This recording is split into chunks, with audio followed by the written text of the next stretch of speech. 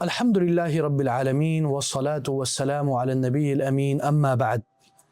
آج ہم انشاءاللہ الصبر علی طلب العلم کے متعلق بات کریں گے کہ طلب علم حاصل کرنے میں کیا کرنا چاہیے، صبر کتنا کرنا چاہیے، آخر کار کب تک صبر کریں شیخ۔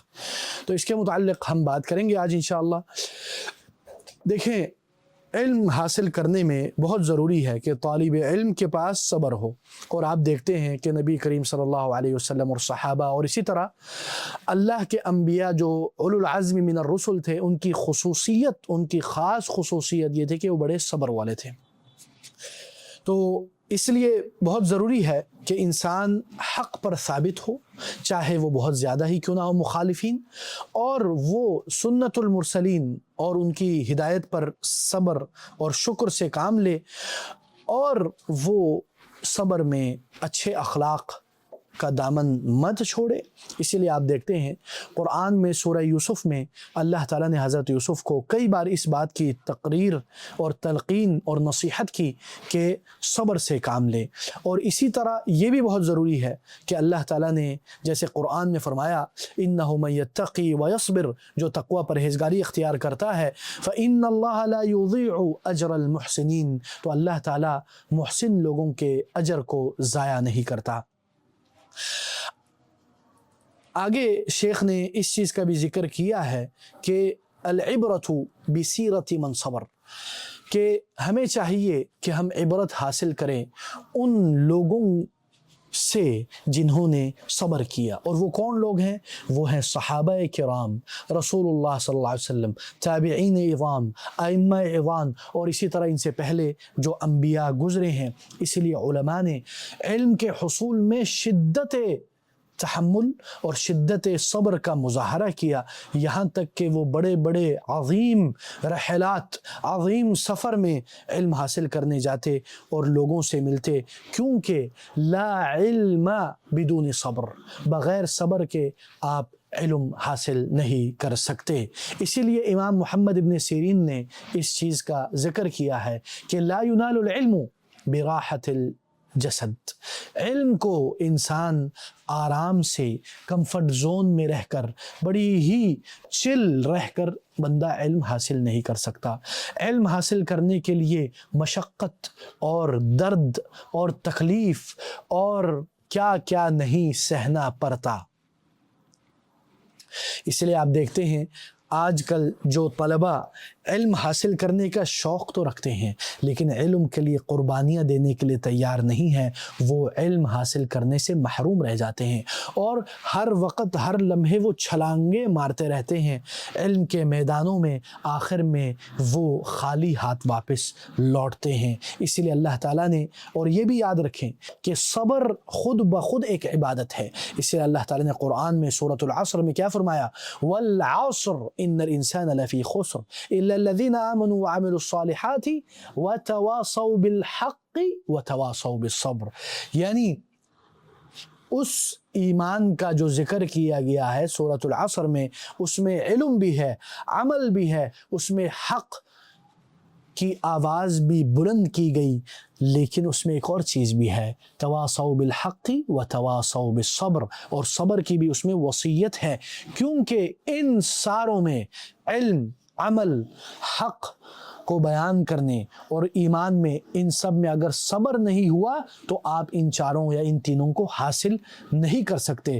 اسی لیے آپ دیکھتے ہیں آج کل لوگ آرام پسند ہو چکے ہیں، اور جب بندہ اپنے آرام پسند ماحول سے، اپنے کمفرٹ زون سے نہیں نکل پاتا تو کیا ہوتا ہے؟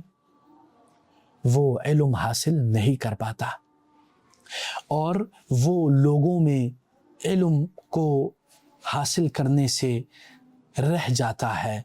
اور اسی لیے آپ دیکھتے ہیں کہ جب سلف آپس میں بیٹھ کر علم کی باتیں کرتے تو بہت زیادہ اس میں یعنی علم حاصل کرنے کی کوشش کرتے، اور مذاکرہ، مناقشہ، مدابرہ، مجادلہ، مناظرہ، یہ سارے کیا ہیں؟ یہ سارے علم کو ثابت کرنے کا ایک طریقہ ہے۔ اسی لیے امام احمد بن حنبل رحمہ اللہ جب ابو زرعہ کے پاس آئیں اور ابو عبد الکریم اور عبید اللہ بن عبد الکریم الرازی کے پاس آئیں تو وہ لوگ امام احمد بن حنبل کے ساتھ مذاکرہ کرتے. کیوں؟ مذاکرہ کا کیا مطلب ہے؟ آپس میں بیٹھ کے ڈسکشن کرنا، ریویژن کرنا، علم کو آپس میں یعنی نشر کرنا. اور اسی لیے شیخ فرماتے ہیں کہ طالب علم کے لیے ضروری ہے کہ وہ صبر کے معاملے میں علم کے حاصل کرتے وقت دو چیزوں کا خیال رکھے. ان یصبر علی العلم فی تلقیہ، علم حاصل کرتے وقت وہ صبر کا مظاہرہ کرے، علماء کے مجالس میں بیٹھتے ہوئے وہ صبر کا مظاہرہ کرے، دروس اور علوم کو سنتے ہوئے سیکھتے ہوئے صبر کا مظاہرہ کرے، کتابوں کو پڑھتے ہوئے صبر کرے، اور فوائد کا خلاصہ پیش کرنے میں صبر کرے. تو یہ ساری چیزیں صبر اور مصابرہ کے بغیر ناممکن ہے. اسی طرح دوسری چیز جس میں صبر کرنے کی ضرورت ہے طالب علم کو، وہ کیا ہے؟ وہ ہے کہ جب وہ اپنے دوستوں، اپنے اصحاب، اپنے ہم فکر، ہم ساتھیوں اور ہم مشرب سے ملے تو وہ کیا کرے؟ وہ ان کے اوپر صبر کرے.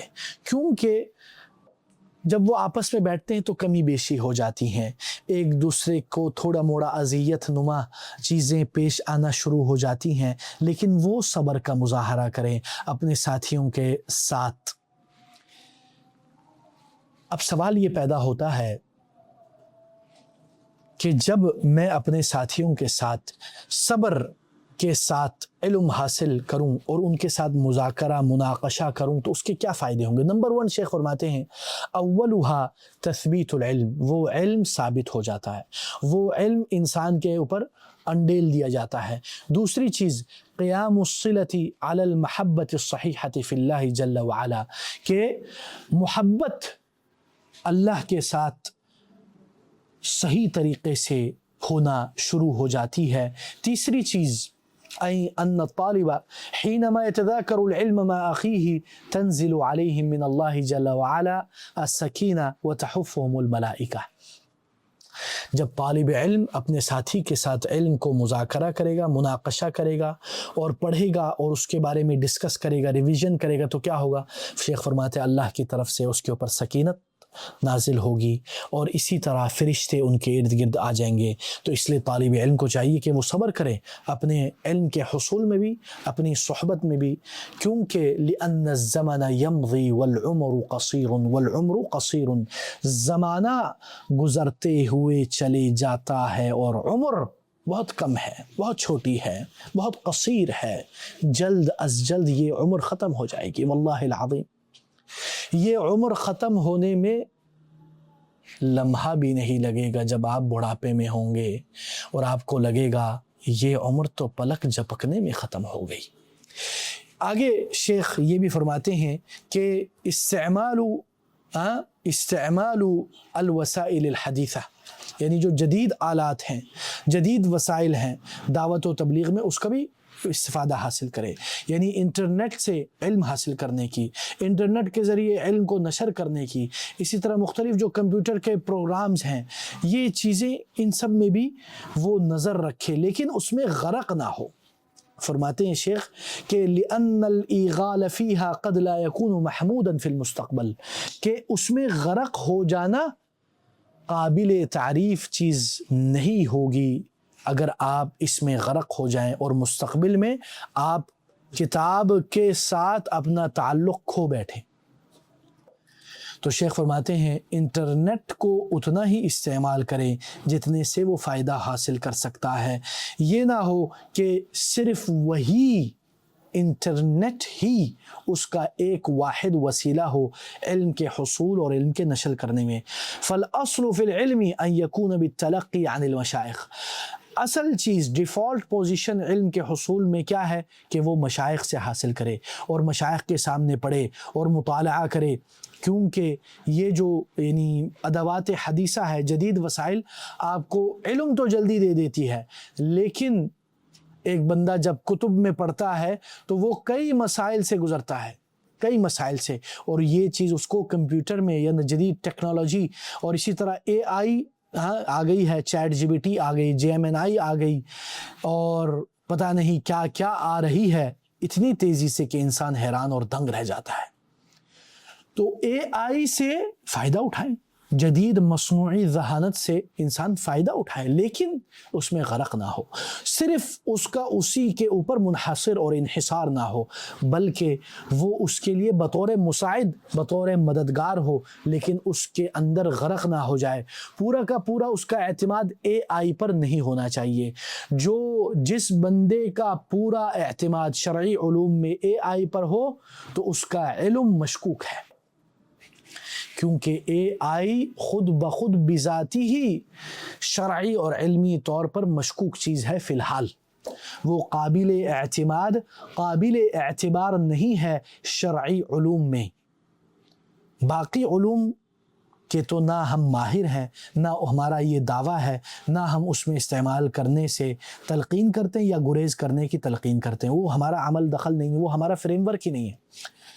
لیکن چیٹ جی بی ٹی اور جیمنائی سے فتویٰ پوچھنا، ان سے شرعی علوم کے متعلق سوالات کرنا اور اس کے اوپر اعتماد کرنا اور اس کے اوپر ریلائی کرنا اور اندھادھند اس کی بات مان لینا، یہ بہت خطرناک چیز ہے، اور یہ خطرناکی کی گھنٹیاں بج رہی ہیں اور لوگ اور علماء بجا رہے ہیں، لیکن سننے والے کہاں ہیں؟ میں تو یہ سمجھتا ہوں کہ جن لوگوں کو اے آئی کا اور چیٹ جی بی ٹی اور ان چیزوں کا تجربہ ہے اور علم ہے، وہ اس میں مکتبہ شاملہ ڈال دیں یا ایک پوری ٹیم بنائیں اور اس اے آئی سے فائدہ اٹھائیں شرعی طور پر، تاکہ ہمارے لیے علم آسان ہو جائے، لیکن پھر بھی اس کے اوپر فل اعتماد نہیں کر سکتے۔ شیخ یہ بھی فرماتے ہیں کہ کتابیں پڑھتے وقت انسان یہ بھی فائدہ اٹھاتا ہے کہ انسان اللہ کے نبی پر بار بار درود بھیجتا ہے، بار بار اللہ کے نبی کا ذکر آتا ہے تو وہ درود بھیجتا ہے اور اس کو بڑا فائدہ ہوتا ہے۔ اسی طرح یہ بھی یاد رکھیں، بعض اہل علم اس چیز کی بھی ترغیب دیتے ہیں کہ طالب علم بار بار ایک کتاب کا مطالعہ کرے، بار بار، یعنی یہ نہیں کہ وہ ایک ہی بار یا دو بار نہیں، بار بار کتابوں کا مطالعہ کرے تاکہ اس کے جو ذہن میں وہ علم بیٹھ جائے۔ اسی طرح شیخ فرماتے ہیں کہ ان چیزوں کا یہ فائدہ ہوتا ہے کہ انسان کی زبان، انسان کا علم، انسان کا فہم، انسان کی باریکی اور انسان کی مہارت میں بہت زیادہ اضافہ ہوتا ہے۔ تو اللہ تعالی ہمیں ان باتوں پر غور و فکر کرنے کی توفیق دے اور اللہ تعالی ہمیں جدید وسائل سے فائدہ اٹھانے کی توفیق دے۔ وآخر دعوانا ان الحمد للہ رب العالمین وصلی اللہ وسلم علی نبینا محمد والسلام علیکم ورحمۃ اللہ وبرکاتہ۔ سبحانک اللہم وبحمدک اشہد ان لا الہ الا انت استغفرک واتوب الیک۔